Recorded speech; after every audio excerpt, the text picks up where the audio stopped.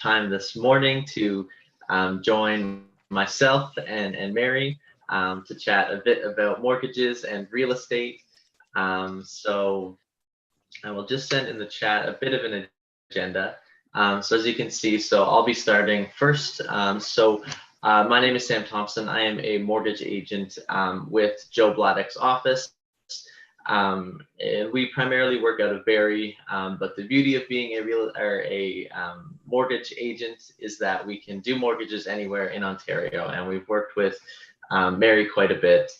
And at 10, it'll be taken over by Mary, who will be chatting with you guys about the real estate process. And then you'll see at about 10:30 when both of our presentations are done. We're going to open it up to a Q&A. So definitely while we're presenting, if you have any questions, feel free to just write them into the chat. And then once we get to the question and answer period, we can cover off anything we've missed or any questions that you have there. So if that is good with everybody, I will start sharing my screen and begin my portion and chat with you guys a bit about mortgages today. How exciting.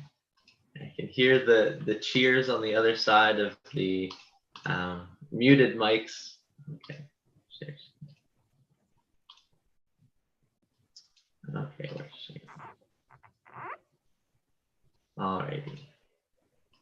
So as I was saying, I will be chatting about the mortgage side of getting into your first home as a first-time home buyer. So I'll be covering off the mortgage broker process, what that means, what it's like working for using a broker versus a bank, or we'll talk about getting a mortgage, a lot of the mortgage mistakes that we see people come into our office with. We'll chat about a lot of ways to get you some money back when you buy through various grants and incentives. And then I will finish off just covering the first-time home buyer incentive.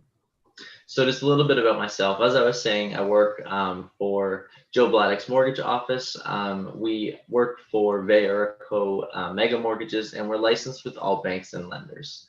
And yeah, my role specifically in Joe's office is I work firsthand with almost every first-time home buyer who comes through the office with any questions they have and getting them all pre-approved. So before we even get started chatting about mortgages and grants, rebates, we just want to show you guys a bit of a case study here. So this was a couple named Jennifer and Joseph, and they had come to one of our seminars back when they were in person, probably last year sometime.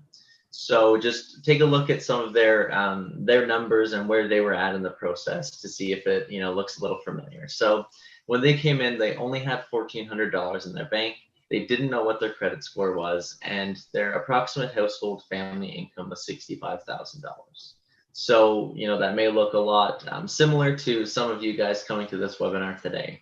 So what ended up happening was just months later, they were able to move into their home with biweekly mortgage payments of just under $500. So really, we like this testimonial just because it shows that regardless of where you are in the process of information or seriousness, I guess, of getting into your first home, we can take you from point A to point B, which is a first consult with either myself or Joe, right into owning your own home. So you're probably wondering from this testimonial where you start. So the first thing that we can advocate is that you start by getting pre-approved. It is very fast. It avoids any disappointment and speeds up the process.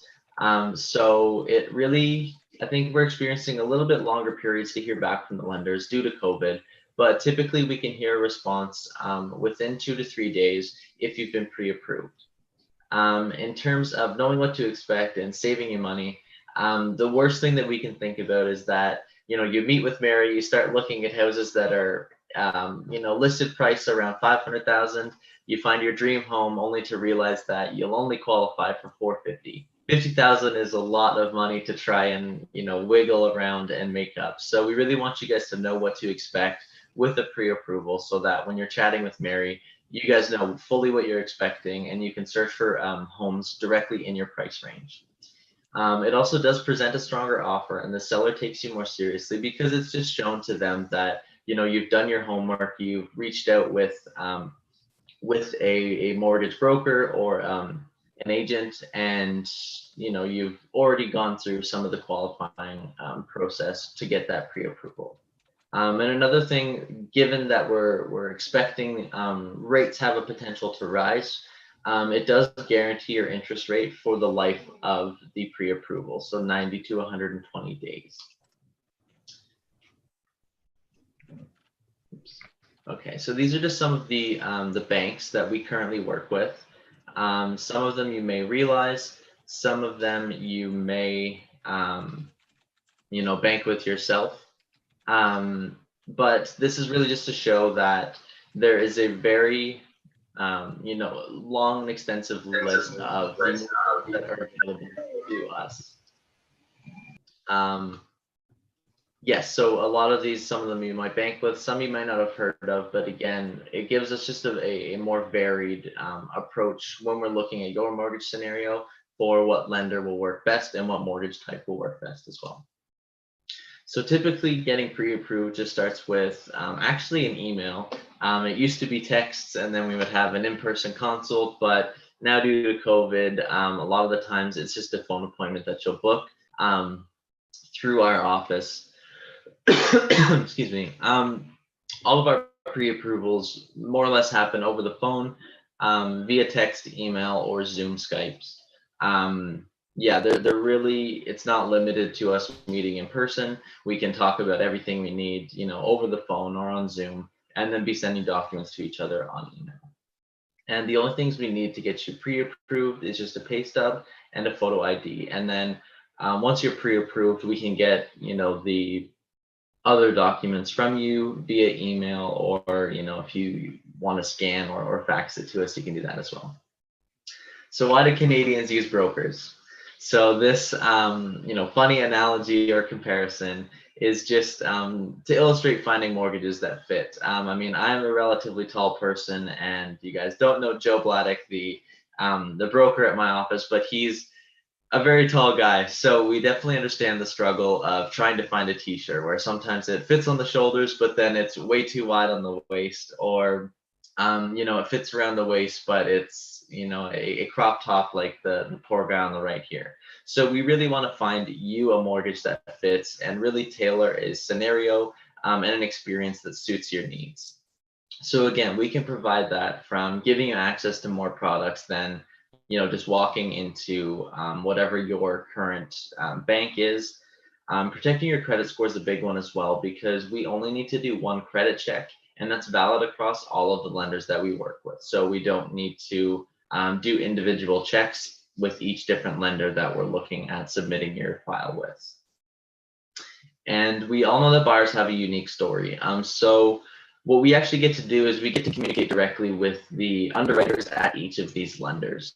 And we get to sort of communicate your story. So just a quick testimonial of a deal that we had submitted for a pre-approval much earlier in the year. I think it was in February.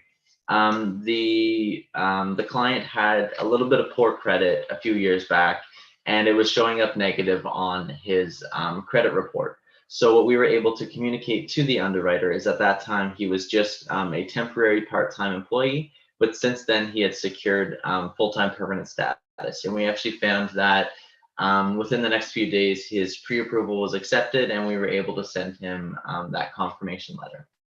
Again, using a broker is completely free. So we actually get paid by the bank. So nowhere in the process do you pay us any money, and it's actually in our best interest to get you funded in a home that's going to work for you. As again, I was chatting about mortgages that fit. These are just some examples of mortgages that are available to you. It can be a new build, a renovation mortgage, flip, short-term, portable. Really, we'll decide on our phone call or appointment with you which mortgage will fit your scenario best, and then we can go from there, pursuing the avenue that's going to get the best results. And if anyone out there loves coffee like myself, I have my coffee with me this morning. There was actually a study that was done that brokers save their clients on average an additional $42 per month compared to going into a a bank to get your mortgage. So we've worked it out that that's about a small Timmy's coffee every weekday of the month. It used to be every day of the month, but they've increased their prices. So if you love coffee and you want a mortgage, we are the perfect candidates to work with, because we will essentially buy you a small Timmy's coffee every weekday of the month. Okay, there we go. So now that we've established the difference between bankers and using a mortgage broker, we're going to look at some of the mistakes that people make, and a lot of them, they don't even know that they're making them. So the first mistake is going to be ignoring your credit score. You really don't want to start the whole process, be chatting with me and Mary, just to find out that when we're trying to submit your mortgage pre-approval or approval, that you don't meet the minimum requirements needed in a credit score to get approved. Or get stuck with the bad rate, say we have to use a B lender or something like that. We really don't want to do that, and we don't want you to get stuck. So it's really easy to check your credit score either at Equifax or TransUnion. Those ones you have to pay for. There is also, through a lot of mobile banking apps, you can check what your credit score is, or websites like Credit Karma. And those are really great because they just, let you take a bit of a pulse of where your credit's at, if it needs any improvements, and how to start repairing that credit and building it so that you're in a better position to get a mortgage. If you have gone through a consumer proposal or a bankruptcy, we really do strongly recommend that you have to follow the 222 rule. So what that rule is that the banks aren't going to lend you a mortgage unless you have 2 credit cards for 2 years with a $2,000 limit. So this is actually really important. We've seen even a few people try to, they go through the process, but they only have, say, 1 credit card for, a number of years since their consumer proposal or their discharge. But again, we do need you to have 2 credit cards. So if you haven't done that, that's going to be your first step, is following this really simple rule. Just taking a gander at the credit amounts, what's considered poor and what's considered amazing in our industry. So if you're looking and you find yours around, anywhere from 630 to 650 or higher, that's considered a good rate. There shouldn't be any issues with, getting you a mortgage. Anything below, closer to the 600 range, or anything below 600 is going to be poor credit. So again, if you reach out to our office, we can chat about some really simple ways to help build your credit. You may not be able to approve or get approved right away, but we can work on some future strategies so that you're in a position to purchase in the future. Just to give you guys a bit of an idea moving forward of what goes into a credit score calculation, because it is a pretty heavily weighed factor in getting a mortgage approval. The biggest portion of the chart you're going to see here is credit history. So that's just the length you've had the account. So one thing that we can recommend is that if you have, say, a credit card or a line of credit from high school or from college, university, we really want to recommend that you just keep that open, even if it's a low balance, because the minute you close that account to open a new one, you lose all of the credit history that's attached to that account. The second biggest one that we see calculated is the debt owed. So we really want to recommend that you keep your debt below 50% if possible of the total credit limit, sorry. So how we like to kind of illustrate this is it works to have $900 balance on a $1,000 credit card or a $900 balance on a $10,000 credit card. You might think, oh, well, they're more or less the same because it's 900, but unfortunately the bank actually sees $900 on a $1,000 credit score as significantly worse because you're using 90% of your available credit limit. So that's just a really handy trick to help you guys, start building your credit. If you can just keep it below 50%, and even just paying off your balance before the statement comes out at the end of the month can help improve your credit score as well. Not reviewing your options. So again, basically all of these will be sort of satisfied by working with us. There is a lot of different rates out there and lenders to choose to work with depending on what your mortgage needs are. There's lots of different ways to pay, say biweekly, monthly, and penalty calculations. So really, I think not reviewing your options is more just a mistake if you come in with sort of a one-track mind of this is what I've read on, ratehub.ca, this is what I want. We can really work with where you're at and find the scenario that's going to fit, your mortgage needs the best. So just looking at rate options, 2.84 versus 2.99%. Is there going to be a difference here? I mean, the first difference you'll notice is that rates are significantly lower than that now. It is an older slide for sure, but besides that, there is a massive difference. So just that small 0.15% can save you almost $10,000 over the life of your mortgage. So getting the best low rate that you can is definitely a really great option, and it's something that doesn't necessarily always translate that 0.15% can have this effect on your mortgage. Different banks. So again, I showed you guys all the slides with the lenders that we work with. Some are the banks, some are funded by the bigger banks, but are just smaller financial companies. So by running your scenario by each of them, it really can result in us getting you the best savings. And again, we do this all on one credit check. Taking a quick look at monthly versus biweekly payment options, which one do you guys think is going to be a faster or paying less on interest option? If you answered biweekly, you are completely correct. So this chart here just illustrates the difference between a traditional monthly versus a biweekly mortgage payment. So you can see they start about the same, but then the yellow chart of the biweekly payment, it tracks actually quite a bit faster repayment process, and you actually save how much you spend on interest. And that's just because it's biweekly, you're making 26 payments in the year as opposed to just a traditional 12 payments for your mortgage. So in essence, you spend less on interest and you pay off your mortgage faster.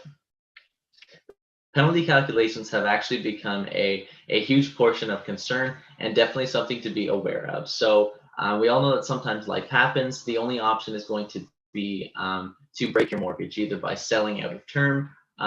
Any of those scenarios, say you go through a loss or a divorce and you need to sell your home, we really don't want to see you guys getting stuck with upwards of $20,000 in penalty calculations just for ending your mortgage early.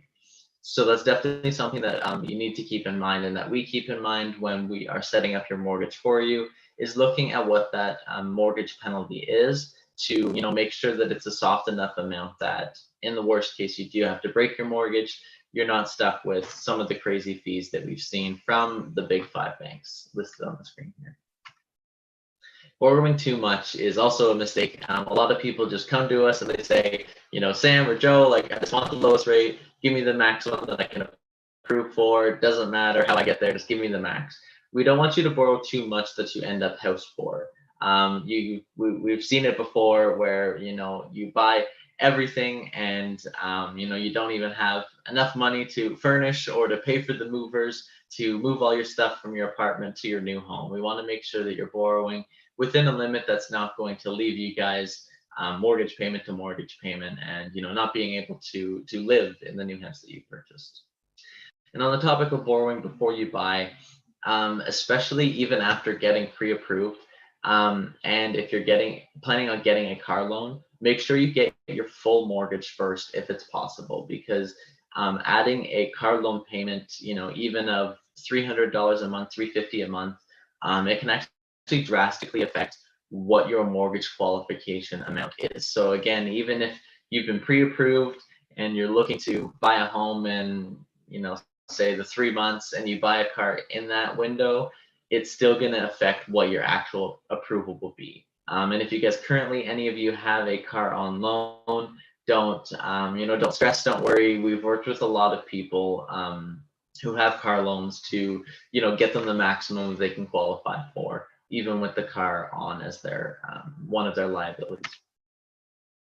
Forgetting about closing costs is also a big one. It tends to sneak up on people. They've paid the down payment. They're going through all this process. The last thing they're thinking about is having closing cost cash there and ready.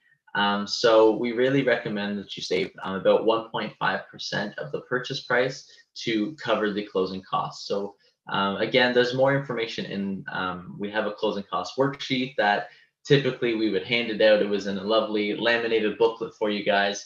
But as we're doing this as a webinar, you're going to get emailed a copy of the closing cost worksheet, which will sort of break it down in more detail. But again, just moving forward, saving 1.5% of purchase price is a good benchmark to have for your closing costs. Mistake number 5 is really easy enough. It's just not getting pre-approved. It's a really quick conversation over the phone with myself or Joe.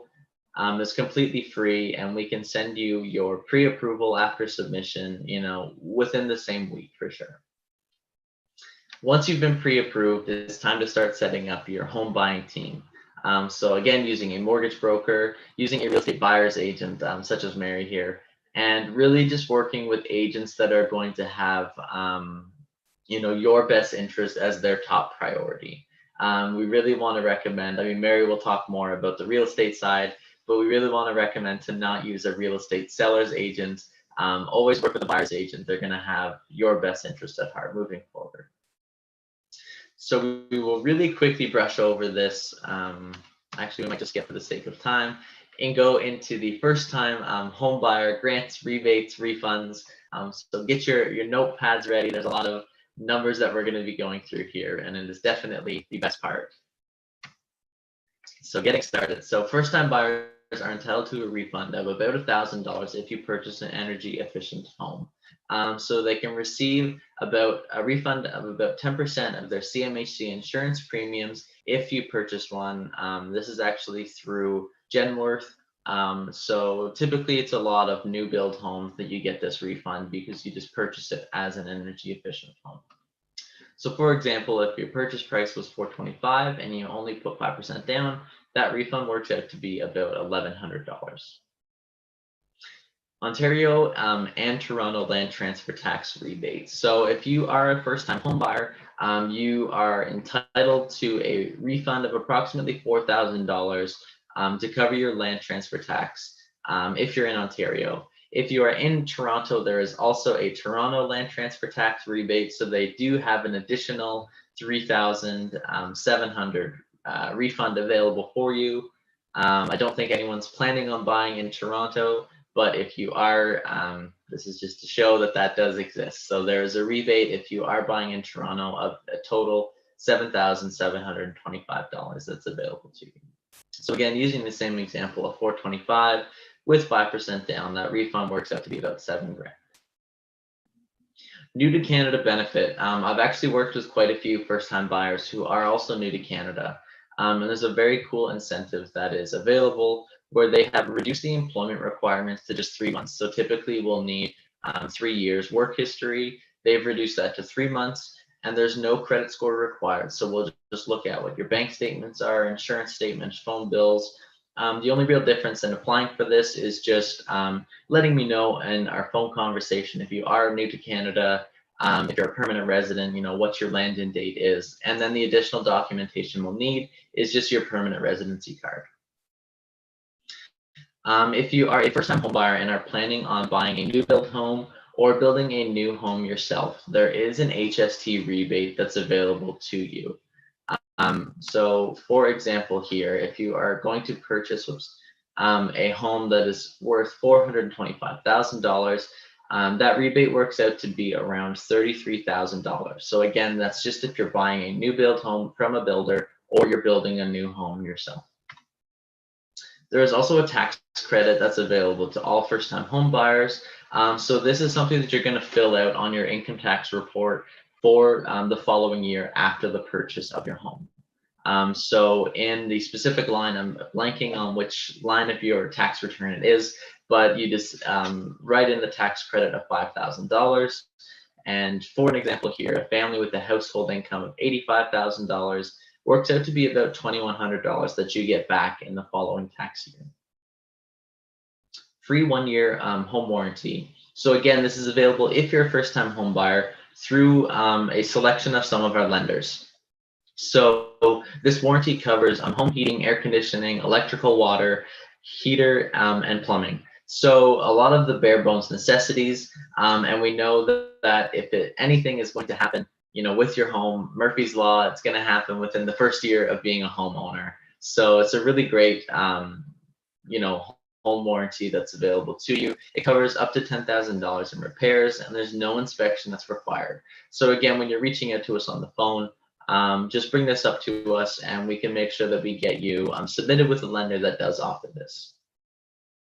If you are looking to boost what your down payment amount is, you can actually withdraw money from your RRSP through the home buyers plan, completely tax-free. So they have this incentive that each home buyer can withdraw up to $35,000 or $70,000 per couple, completely tax-free. So it saves you an additional $21,000 just in tax because you're withdrawing it from the home buyer plan.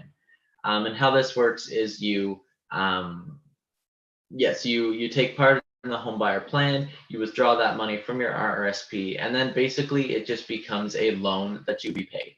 But again, it is very helpful if you're looking to help boost your down payment amount. And I think I've actually worked with a number of clients who have gone this route just to help boost what their down payment amount is.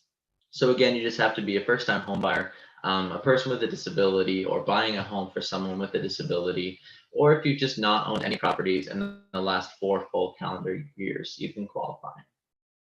So other ways to get a down payment if you don't already have one. So all of these municipalities listed have also a program that is available to you.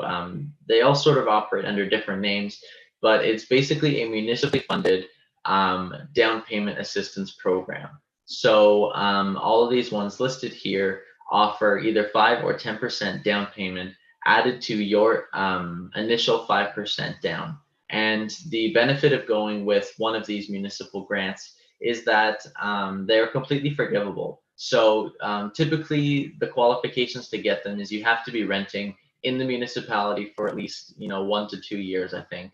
But when you qualify for it, it's forgivable after 20 years. So if you're looking at purchasing a forever home, or if that's incentive enough to live in the municipality for 20 years, the down payment assistance after 20 years is not repayable. You don't have to pay anything back. So again, if this is something that you're interested in, there is a bit of a wait list because it is municipally funded.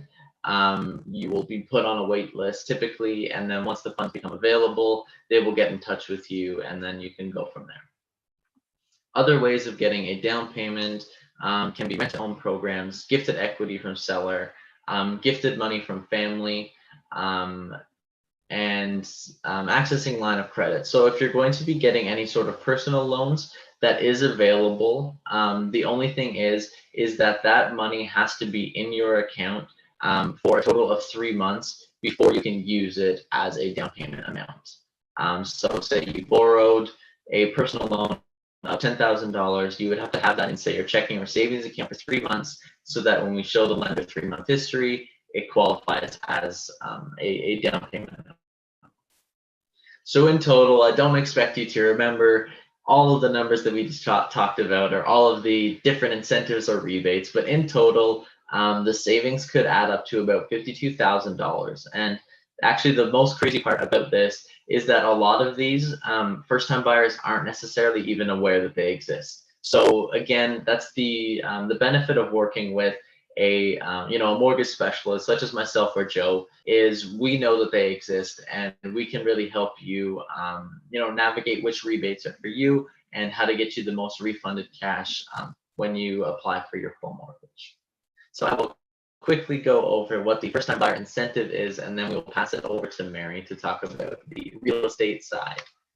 Okay, so the first time home buyer incentive, basically this is just a shared equity loan through the government of Canada, which will offer you 5% if you're purchasing a resale home, or either 5 or 10% if you're purchasing a new construction home. So let's just look at what the breakdown or sort of side-to-side difference is of using the incentive versus not. So as you can see, both columns, the buyer's income is the same, the home price is the same, and you do have to still have the minimum 5% down payment. But just the difference is here, the right column has an additional 5% through the first-time home buyer's incentive. So we'll see the effects as we move down, that the insured mortgage is lower. As a result, the mortgage insurance premium is lower and their monthly mortgage payment is lower. So it works out to be about $100 saved each month, and in yearly costs is almost $1,500. So again, that money is completely yours. Over the 25-year amortization of your mortgage, that can actually result in considerable savings. So that money is yours to invest in a hot tub, to do future repairs on the home, anything like that. All properties that are eligible are new construction, resale home, single family home, duplex, triplex, condo units. Basically, if Mary can find you the home, it's eligible under the first time home buyers incentive. So who can apply? So there is some qualifications before you can take part in this program. And your maximum qualifying household income can't exceed $120,000. You both have to be Canadian citizens or permanent residents, or if you're legally authorized to work in Canada, you do have to be a first-time home buyer, at least one of you. The only other thing is that the loan amount is maxed at 4 times your household income. So say you earned $100,000 as a family home, your loan amount would not be able to exceed $400,000. So that's just a regulation in place so that there is a cap on how much you can purchase. Alrighty, so that is the end of my portion of the presentation. I hope it was educational and that nobody is sleeping. It's energized you this morning. And as a thank you, we really want to give you guys a chance to win your down payment. So you would have seen when I in the chat box that as well as our agenda for the day, there's also a link to sign up for a scratch card. So if you just click that link, it's really easy and fast to just add your address and your name, and we will email you, or sorry, physically mail you a thank you card as well as a scratch card with prizes up to $10,000. We would love to hear back that you came to our webinar, learned all this great stuff about mortgages, and then on top of that, won your down payment in one of our scratch cards. So yeah, it's a really quick process. I can send it again in the chat, but feel free to click that link and get your scratch card sent to you. So again, big takeaway is reach out to us to get pre-approved. Call or text either of the numbers on the screen. You can visit us at mortgageweb.ca/barrymortgagebroker or facebook.ca/bmortgagefree. So thank you guys so much. And Mary, it is all yours. Awesome. That was great information. Just give me a second here. I want to get myself set up.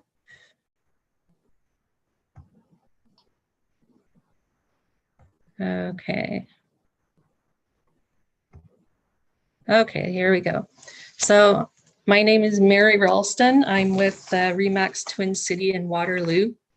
I'll give you a little bit of background about myself.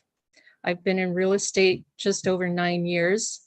I lived in Barrie for a long time and then moved back to the Waterloo area, basically to be with my dad. He's 94 years old and needs some help. So I grew up in this area and it's nice to be back. It's a great city to live. And I love helping people find houses. That's my passion.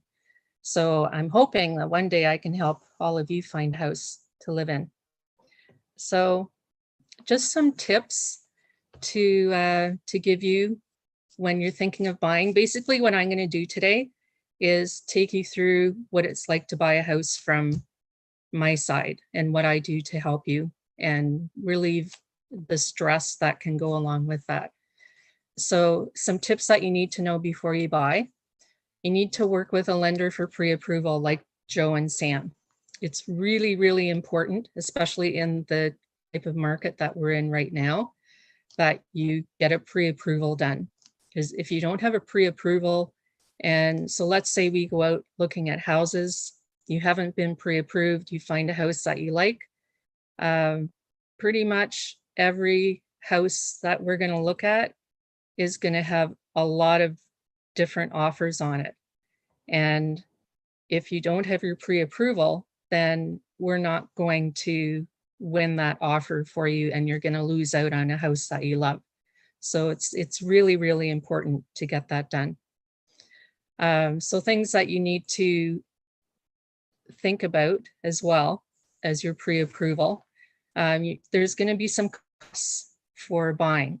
So you need to have a down payment, which, you know, Joe and Sam can help you out with through their pre-approval process. You should get a home inspection, but because the market is so competitive right now, there are things that I can do to help you with that, because very often when we're putting an offer in, it needs to be what we call very clean. So, you know, very limited conditions. So sometimes what we can do is we can do a pre-inspection when we're doing one of our showings. So you don't have to have that condition in your offer. And you need to keep in mind that you need to have a purchase budget. So Sam kind of covered that in the things that he was talking about. So there's your deposit. You're going to have legal fees because you have to have a lawyer that can help you with closing. And there are costs for the lawyer to help you do that. The land transfer tax as a first-time home buyer, that's usually done as a rebate. And hopefully the lawyer that we work with doesn't make you pay it up front. And those are just different things that we help you with as well. And as Sam mentioned before, I said, never deal with the listing agent. A lot of people think that when you're dealing with the listing agent, you're going to get a better deal on the house. Well, that's just not the case, because their contract has already been signed by the person who's selling the house. So they already have an agreement in place. And they're also looking after the best interests of their client. Whereas if you work with what we call a buying agent, so that's someone who is representing you, then I'm looking after your best interests instead of, you know, the other person looking after their seller's best interests. So those are just some tips to keep in mind when you're buying. So the pre-approval process. So what I always do is I set you up with a mortgage broker like Joe and Sam to talk to before we're going out to look at houses, because I need to know how much you can afford to buy. So I don't want to take you out looking at houses that are 500,000 or 600,000 when you can only afford 4. And because that's really, really important. It's that it just adds to frustration. So once you get pre-approved, then Joe and Sam and I, we keep in touch, and they let me know, you know, what happened with your pre-approval. And then I do a follow-up phone call to you, and we get things rolling with starting to look at a house, which is very exciting. So we'll meet face-to-face. We can meet face-to-face right now if you're comfortable with that. If you're not comfortable with it, then, you know, we can meet by Zoom, or we can just talk on the phone. There's a lot of stuff going on with COVID right now, so it really depends on what your comfort level is. And I'll get into, you know, different ways that we can look at houses with your comfort level as well. So we're going to talk about, you know, what you want, and I'm going to ask you for your wish list, and I'm going to help you find as much as I can on that wish list. So once the pre-approval is done and we've talked about, you know, what you want in the house that you're looking for, I'm going to set you up on a home search. So the home search basically involves your criteria that you've given me, and I follow that criteria within the search that I set up for you. So you're going to get daily emails of different houses that come up, and they will be houses that come up before they go on realtor.ca. So you're going to get the first look at what's coming up before everyone else can see it. There's a lot of different ways that you can do searches on your own, but it's always best to work with a realtor, because we see everything before it hits MLS. So once we set the search up, then, we're going to keep in touch regularly, and I'll go through, how the search works and how you can flag houses that you like, houses that you don't like, because that helps me find the house that you want. So we'll keep in touch, and I'll keep you up to date on, what's going on with other houses that sell, and they do sell very fast right now. I'm not going to lie to you about that. I'm going to give you the best advice possible to get the best house that I can for you for the best price. And sometimes that's a little tricky, but I have different things that I can do to help with that. So showing houses, there are no open houses right now because of COVID. So you can't go out and look at a house on your own anymore. You have to go through a realtor with that. So basically, COVID from the realtor side, we want to make sure everyone is safe. We want to make sure the people selling the house, that they're safe. And I want to make sure that you're safe as well, and that you're comfortable going out to look at houses. So the different ways that we can look at houses, if you're not comfortable with going out in the public, we can do video tours. It's not quite as effective as going out to look at an actual house, because you don't always get the feel for the house that you want to buy.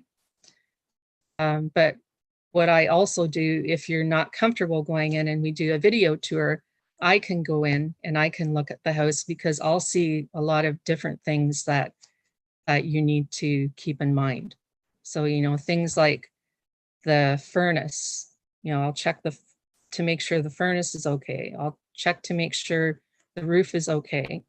I'll check to see if, there's anything on a rental, like a water heater or sometimes a furnace. And then I'll check, the walls and the structure and the outside. So there's a lot of things I can check for you.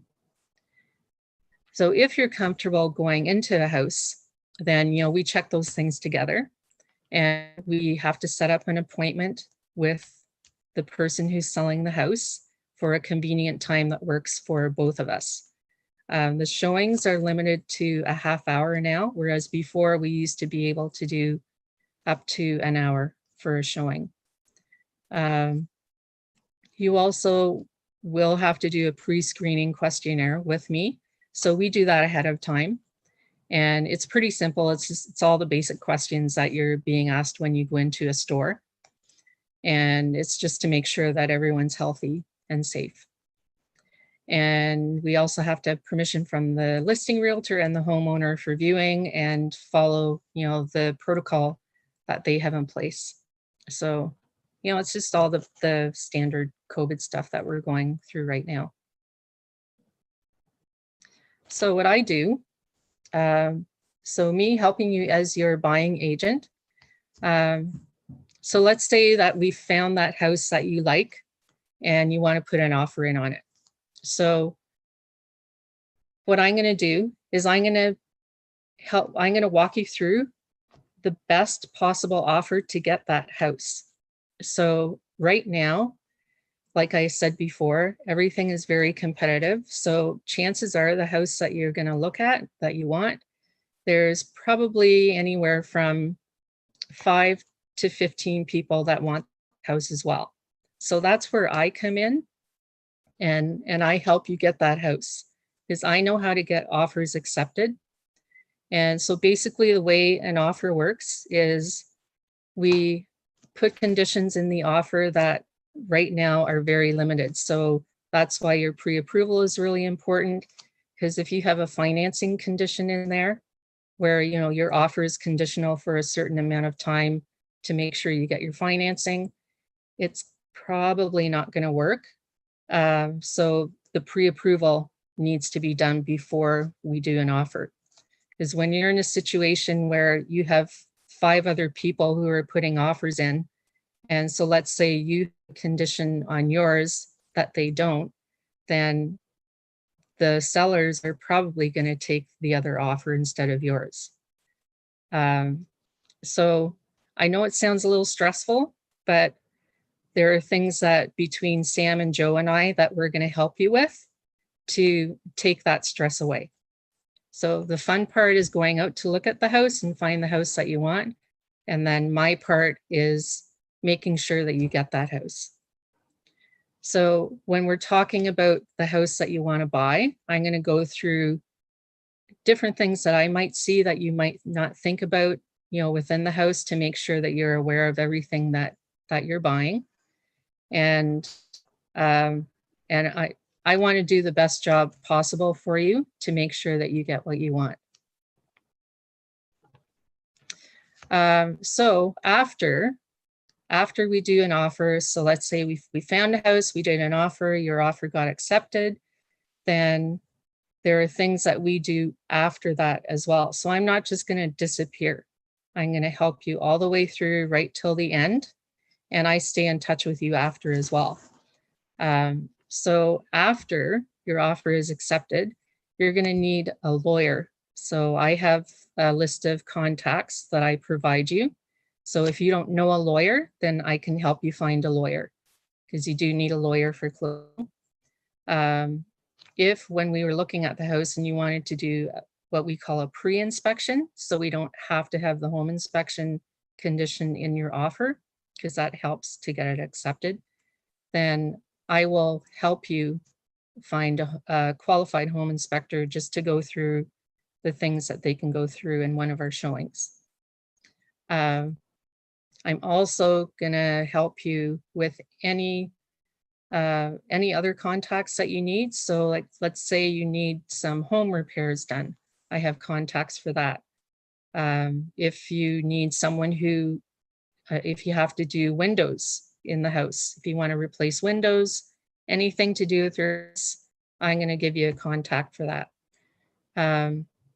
So once everything is settled, so you have a lawyer, you have all your contacts for everything you need to do for your house, then the final step before the house closes, which is, the day before the house is yours, we do what we call a final walkthrough.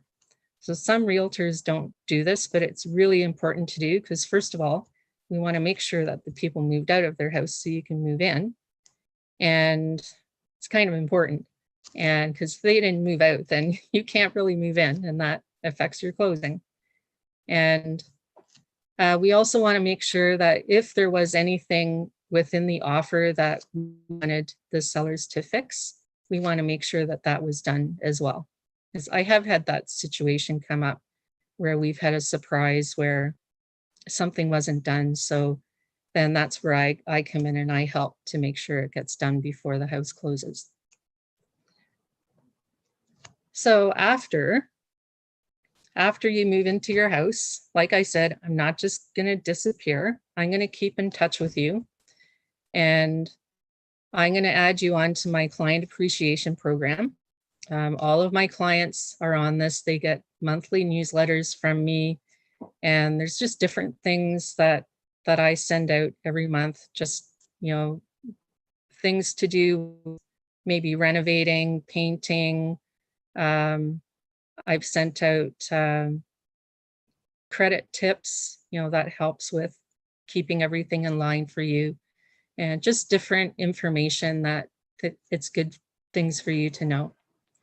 So, and anytime along the way, if you need a referral for someone, like if you need something done in your house, then don't be afraid to call me, because a lot of my clients that I keep in touch with, they call me for things. If they had a furnace breakdown, then I'll give you a contact for that. And I like to help you and make sure that you're where you are. And I think it's good to keep in touch after as well, because we spent time together, and we're going to become friends, looking for this house. So, why not keep in touch? So, and then also, if you know anyone who is thinking of buying a house and you like the service that I provide, then you can refer those people to me as well. So like Sam, I also have a giveaway because I want you to be a winner. So I'm going to do this a little different than what I have in here. Is I used to ask people to go on my Facebook and like my Facebook and email me and whatnot. So I'm going to do this a little different, and I'll put this in the chat as well. So what I'd like you to do, if you want to win a gift card from me, I'd like you to text me. So my phone number is 226-218-6574. So I'll put that in the chat as well, just so you have it. So what I want you to do is text me your name and let me know when you want to buy a house and where you want to live. And then I'll get in touch with you and then I'll send you a gift card. So it could be something fun. So other than that, if you have any questions, put them in the chat, or if you can turn your video on or unmute yourself, then we're going to open up the chat for any questions. And I hope that you found everything helpful. It's really exciting buying your first house, and we're both here to help. That's awesome. That's all Thank I you, got. Mary. Everybody better be texting Mary. You want a gift card? That's You a better. good offer. Yeah. So again, as Mary was saying, please feel free to, if you had any questions for either segment, yeah, you can either unmute yourselves now, or go ahead and type it in the chat if you would rather, you know, go that way. Seeing a couple questions here from Stephanie, so thank you for that. The question and answer period is really where you get the most out of it because you're bringing questions that you have. I mean, Mary and I cover a very broad stroked scenario of this is what your mortgage is like, this is what the real estate home shopping side is. But if you bring your questions, it really draws out of us, you know, the answers of things that you're, you know, directly looking for. So it's a very important portion of the segment. So Stephanie's questions here. So when you get pre-approved, when you get a pre-approved mortgage amount, does that impact your credit? So typically our pre-approval process, pre-approval, is that tongue twister? Typically that starts with just a pre-qualification. So in that stage, we're not actually pulling credit. It's not a guaranteed, this is your pre-approval letter, but it helps us take a look at your income as well as your assets and debts to give you an overall idea of you will qualify for 350,000, say. So if you do proceed with the pre-approval, we do have to pull credit. So it will count as a hard hit. I think it's only about 5 or so points for a credit inquiry from our office. And again, that will restabilize, you know, over time. So again, we save pulling credit until you're actually like ready to go with the pre-approval, you're serious into home shopping. So we can start everything as just a pre-qualified amount, get all your documents in, and then pull credit at the end. And you also had a follow-up question of how long it's valid for. It's valid for 120 days, so about 4 months. Again, the big advantage of doing that is your pre-approval letter as well as certificate comes with a rate guarantee of, you know, I think a lot of them are being processed now at like a lot of pre-approvals are coming in at 1.94. So again, in that 4 month span, if the you know, credit, their lowest credit goes down, you get the lower amount, but if it rises above 1.94, your rate is locked in and secured at 1.94. It's a great question. Thank you for asking that.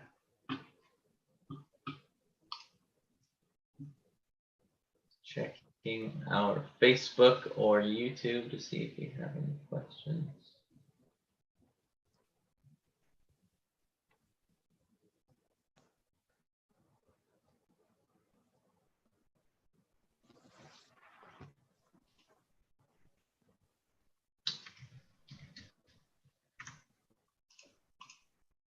Okay, so it looks like we don't have any more questions. Let's check one more.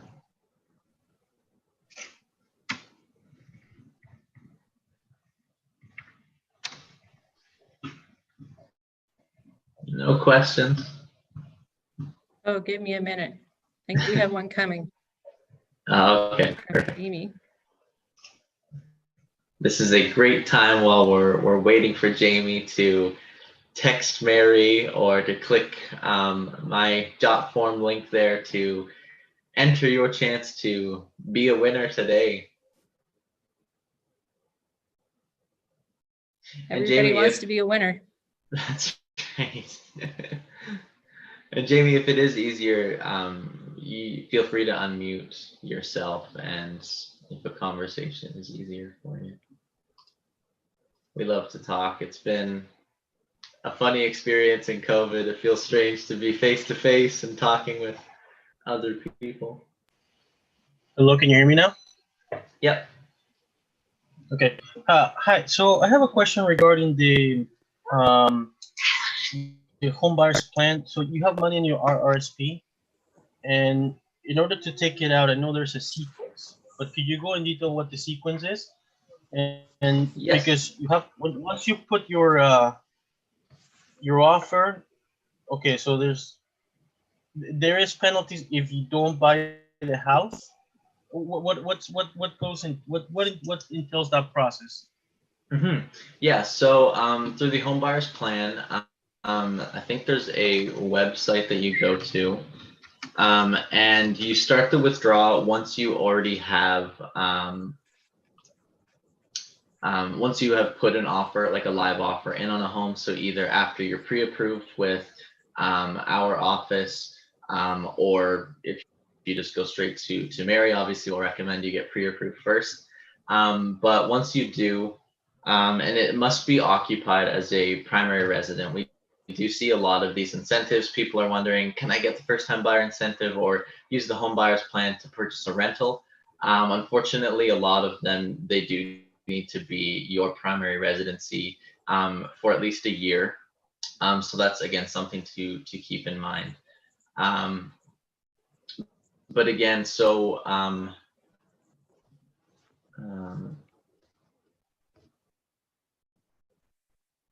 sorry, I got sidetracked. Yes, so you will apply for it once you actually have submitted an offer, and they will release the funds to your account. So then it basically comes out similarly to like a personal loan. So once you have the funds in your account, they can be used towards the down payment. So we'll send that information into the lender. They'll want to see your like sort of banking accounts, 90-day statement, so that they know those funds are there. And then that actually begins repayment from the start date of the mortgage. So once closing happens, you'll have the 5-year term to pay back the mortgage amount. So it'll come out in payments. You can repay the full amount if that's possible. There's no sort of prepayment penalty. But I believe that is what you were asking. So again, when you want to do it, we'll send you, the form is called a T1036. So it's a request to draw funds. And then in that section, we can email you the site. It's through the government. And you fill out, the qualifications of what amount you're needing, and some of your personal information, and then it will release those funds to you. Again, you do have to be to have sort of a live offer to complete this process. But yeah, we actually just had a client, I think this past month, that's used the home buyer plan to qualify and get a down payment for their home. I bought my first house in my RRSP. It's pretty simple. Mm-hmm. Okay. Another thing. So I do not see. I see your phone number, Mary, but I don't see your link, Sam. Okay, I can resend it here. Okay, thank you. Now I do see it. I'll be back with one more question. Sure.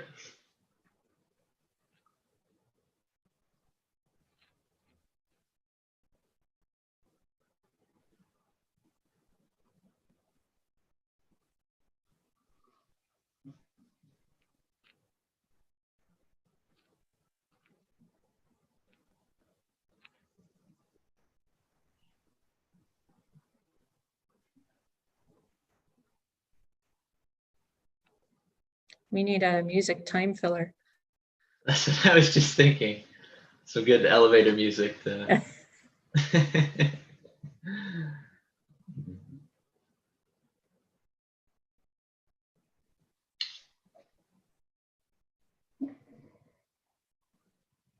And if anyone else has any questions, just either put them in the chat or unmute yourself. Mhm. Ask whatever you want. We're here. Okay, Jamie's saying he thinks they're good for now. Okay. So if there is no more questions, then yes, please. Oh, I have a question here from Stephanie. So would OSAP loans impact your pre-approval? Yes.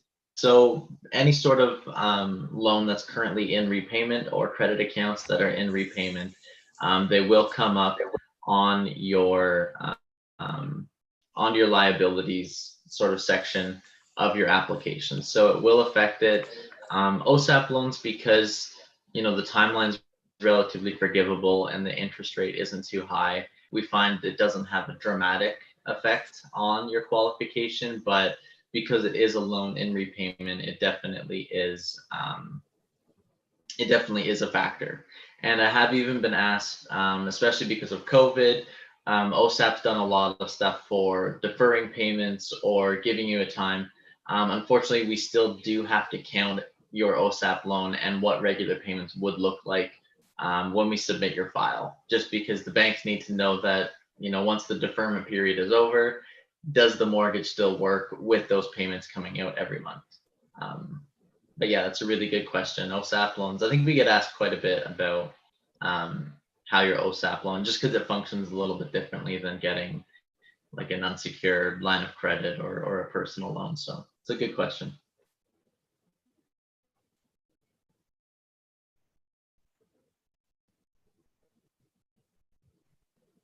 I'm gonna add one thing in because a lot of the time I get asked the question,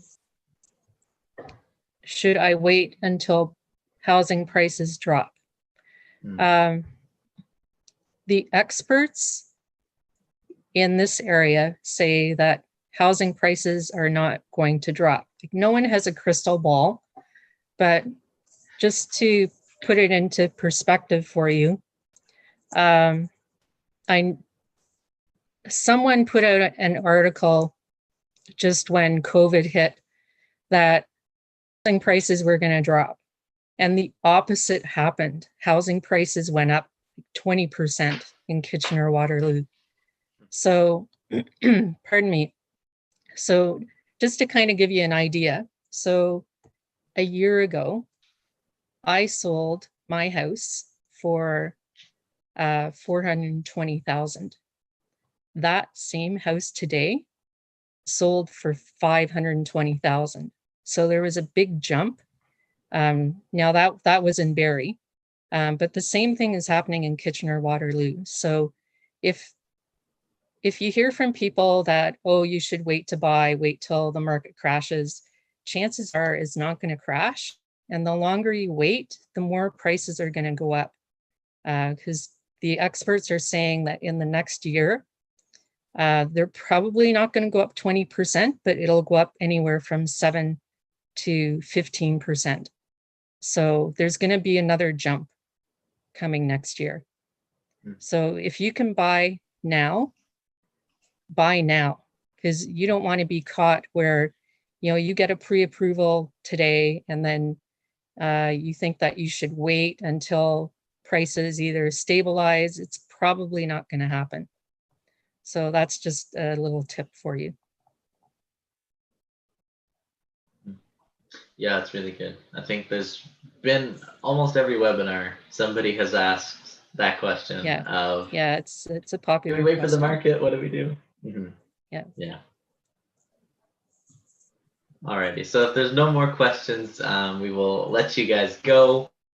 Enjoy your Saturdays, and thank you guys so much for coming up this morning and carving some time to spend with Mary and myself to discuss your first home. I'm just getting one question here. Jamie again. So should we wait to have a bigger down payment? So you need a minimum 5% is going to be the lowest amount that you can apply for. But we do find there is a correlation if, say, your income isn't really high enough to support the purchase price that you're looking for. Increasing your down payment can affect it. Again, it's not as drastic. Like, say you had a car loan. If you were to repay that car loan completely off, that would help you qualify for more. But again, having a bigger down payment definitely helps, and it saves you in the insurance premiums that you pay, because anything below 20% is going to require CMHC insurance on it. So increasing your down payment will lower that. It will also help you qualify for a little bit more if you're finding that your income is kind of capping you at a limit. But it's a really good question. Alrighty, yeah. So again, thank you everybody. If you haven't yet, text Mary right now, or if you haven't yet, fill out my link. One more question: is it worth it to have 20% down? Again, it's fully dependent on what your what your like financial scenario is, how you sort of want the flow of income. Because again, having 20% means it doesn't have to be insured, and 20% will definitely help. It should help boost what you qualify for. But again, you have to pay that right out of pocket. So it's dependent on how comfortable you are right now financially. If you still want to keep some like liquid assets in your account, or if you want to spend it on the down payment. It's really a varied process. And definitely feel free, Jamie, to reach out with me, and we can just have a really quick like a 20-30 minute phone call just with any of these questions, and we can look at what you pre-qualify for and your timeline from there. Okay. Yes, so that concludes the meeting. Thank you, Mary, for joining us today. Oh, no problem. Thanks everyone for coming on a Saturday. That's right. Alrighty, well, hope everyone has a great weekend, and we will most likely be in touch. Okay. We will. Bye, everybody.